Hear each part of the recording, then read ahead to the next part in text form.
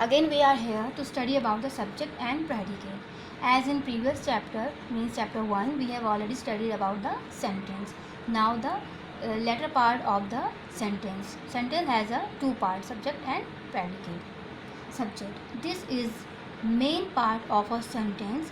It also tell us who or what the sentence is about, means which thing is being done by whom. Like Rahul. Rahul is an intelligent boy in the class. So in this sentence, Rahul would be the subject. We will consider Rahul as a subject, and always remember this thing: noun, pronoun, this type of things always consider as a subject, and it always come before verb. Now the second term is predicate. What's the predicate? The rest of the sentence. Like here we have chosen Rahul as a subject. So rest part. Are you seeing this rest part? This rest part is called the predicate. The predicate contains the verb. As you can see here, verb. Neha will play us in the evening. Earlier we have given this thing as a subject, and now this is the rest part of the sentence will be considered as predicate.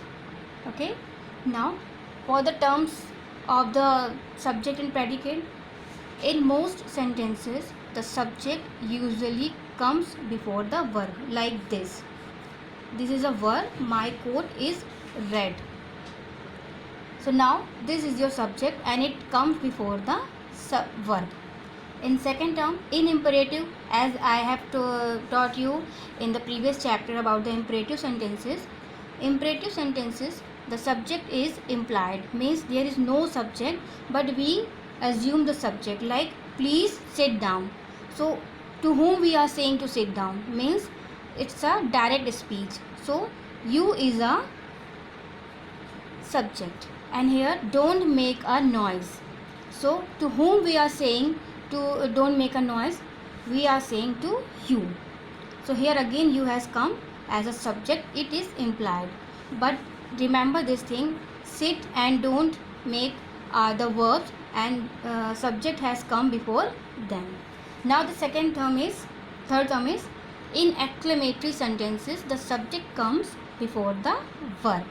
In that sentence what we will say, what a great singer she is. As this is a sudden feeling of inside, so that's why we wonder to see anything. When we see the singer singing, so we say what a great singer she is. Again, she is your subject. As I have told you, noun and pronoun always considered as a subject, and is a part of verb.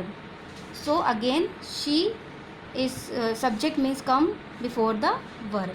Now the last point, interrogative sentences. The subject comes after verb. Now what will happen?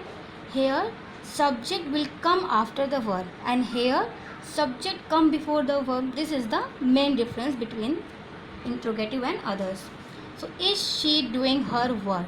So is your verb and she is your subject. And here where are the cupcakes? So where is your question word? It cannot be considered as a subject. So the cupcakes is the subject and are is your verb.